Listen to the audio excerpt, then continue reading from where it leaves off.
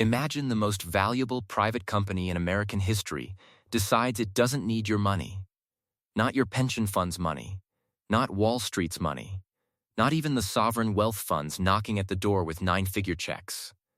For 23 years, SpaceX has done something almost no other company of its size has managed to do. Stay private. No stock ticker. No quarterly earnings call. No analysts picking apart the balance sheet on CNBC every 3 months. And now, in 2025, the whispers are getting louder. Not from Elon Musk, he doesn't whisper, but from the financial world around him. Bankers, analysts, institutional investors who have been shut out of one of the greatest growth stories of the last 2 decades. So here's the question that actually matters. Is a SpaceX IPO coming? And if it is, what does that actually mean for the company, for investors, for you? Because there's a version of this story where SpaceX goes public and everyone wins. And there's another version, quieter, less discussed, where the IPO is the beginning of the end of what makes SpaceX extraordinary. Let's figure out which one is more likely. First, you need to understand what SpaceX actually is, because most people think it's a rocket company. It's not. Not anymore. Yes, SpaceX builds rockets. The Falcon 9 is the most reliable orbital rocket ever built. It has landed and reflown the same booster over 20 times. Starship, the largest rocket ever flown, is operational. SpaceX has more launches in a single year than most countries have had in their entire space programs. But the rockets are infrastructure. They're the railroad tracks. The real business, the one that changes the valuation math entirely, is Starlink. Starlink is a satellite internet constellation. As of mid-2025, SpaceX has over 7,000 satellites in low Earth orbit. It has more than 4 million subscribers globally. It's generating somewhere between $6 and $8 billion in annual revenue. And that number is growing fast, because SpaceX can launch its own satellites on its own rockets at a cost that no competitor can touch. Think about that for a second. SpaceX owns the launch vehicle. It owns the satellites. It owns the customer relationship. It has eliminated most of the middlemen in its own supply chain. That's not a tech company. That's closer to a utility, except utilities don't grow at 30% per year. So when you hear the number, the valuation estimate that analysts have placed on SpaceX, it starts to make sense. As of 2025, SpaceX has been valued at approximately $250 billion in private secondary markets. Some projections, assuming Starlink growth continues, put a potential public market valuation north of $350 billion. That would make it one of the 10 most valuable companies ever to go public in American history. Now let's talk about why it hasn't happened yet, because this is where the story gets interesting. The standard explanation is Elon Musk. He doesn't like public markets. He said so. He watched what happened to Tesla, years of short sellers, regulatory pressure, Elon tweet-triggered SEC investigations, and a stock price that swung 40% on the basis of a single social media post. Going public means accountability to shareholders. It means quarterly earnings. It means analysts downgrading your stock because you missed revenue by 2%, while you're in the middle of building the first fully reusable orbital rocket. But here's what most people miss. SpaceX doesn't need to go public. That's not obvious when you're used to thinking about startups, which typically go public because they need cash. SpaceX generates cash. Starlink alone is approaching profitability, and the launch business has been cash flow positive for years. The company raised private funding rounds at will. Morgan Stanley, Google, Fidelity, sovereign wealth funds, all lining up to get a piece at whatever price SpaceX sets. When you don't need money, you don't need an IPO. The IPO in that context is purely optional. But optional doesn't mean it won't happen. Here's where the math gets uncomfortable. The people who currently own SpaceX stock, early employees, early investors, some of Musk's inner circle, are sitting on paper wealth they cannot easily access. Their shares are private. They can trade them in limited secondary markets, but liquidity is restricted. For some of them, this has been going on for over a decade. At some point, people want out, not because they've lost faith in the company, because they have mortgages, college tuitions, other investments, life. An IPO solves that problem elegantly. It creates a liquid market. Everyone can sell. Early investors get their returns. Employees get their paydays, and in exchange, SpaceX gets access to an even larger pool of public capital should it ever need it for something truly enormous. There's also a competitive dynamic worth understanding. The United States government is SpaceX's single largest customer. NASA, the Department of Defense, the Air Force. These contracts are enormous. We're talking tens of billions of dollars over multi-year periods. And there's a political argument made quietly in Washington that a publicly traded SpaceX would be easier to oversee, more transparent, more accountable. Whether that's good or bad depends on who you ask. So let's say it happens. Let's say SpaceX files an S-1. That's the document a company submits to the SEC when it wants to go public. What does the process actually look like? Here's the simple version.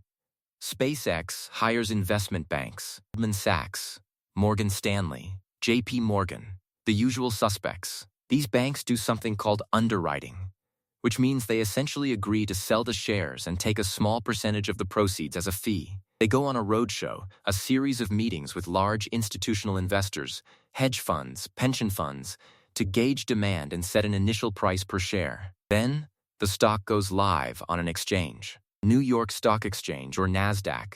On day one, anyone with a brokerage account can buy a share of SpaceX. Simple, right? Except it's not simple. Because the valuation math requires a kind of faith that traditional investors aren't always comfortable with. SpaceX's Starlink revenue is real, but the majority of its valuation, the $200 to $300 billion figure, is built on projections.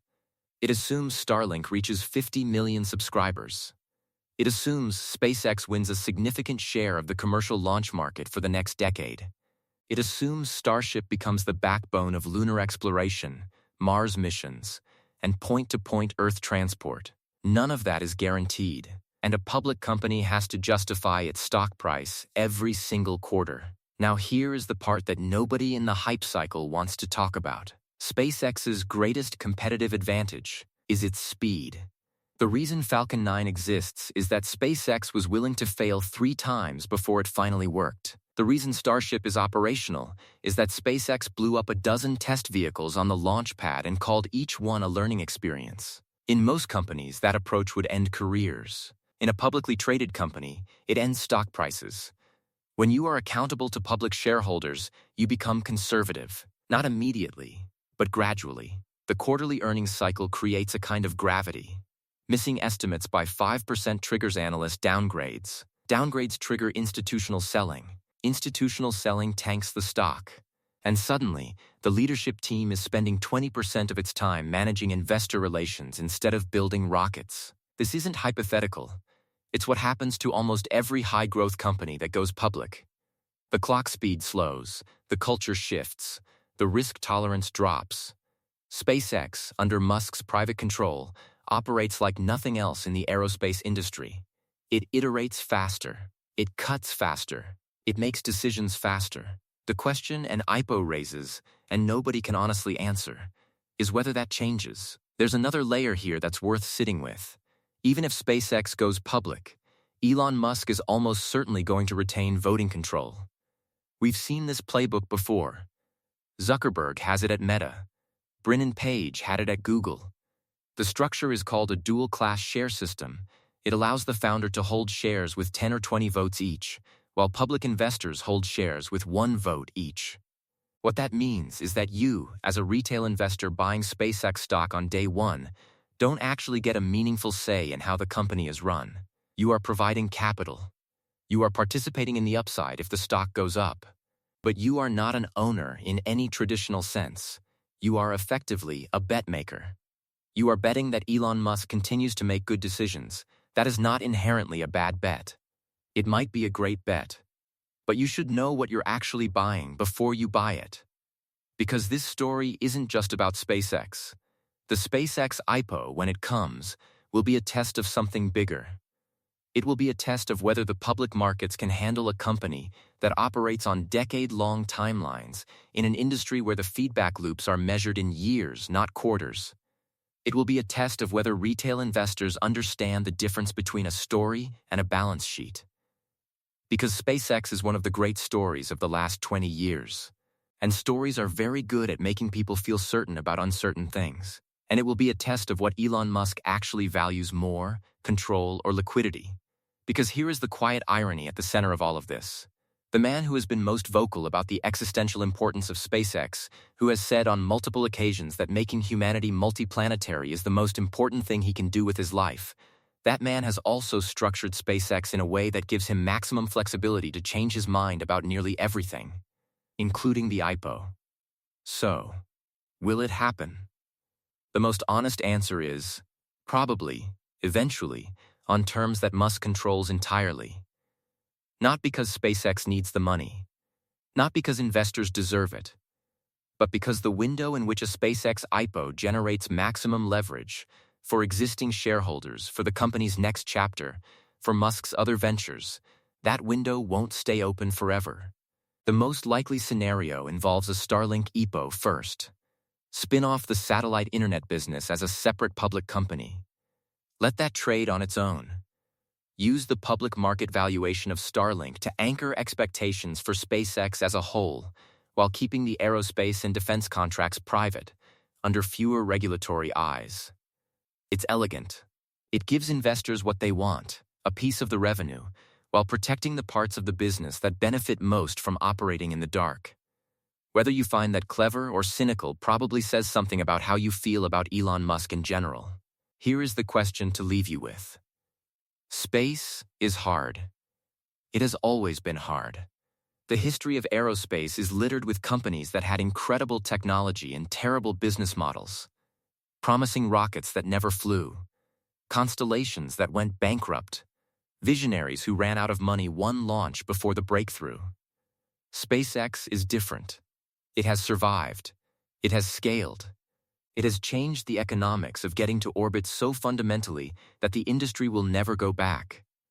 But survival under private control, with a single visionary at the helm and no quarterly earnings pressure, that is one thing. Survival as a public company with thousands of institutional shareholders, analyst coverage, government scrutiny, and a stock price that moves every day, that is a different challenge entirely. The rocket that launched SpaceX to where it is today was built by people who were allowed to fail fast, learn, and rebuild. The question nobody can answer yet is whether a public SpaceX will be allowed to do the same thing, and whether, if the answer is no, it will matter.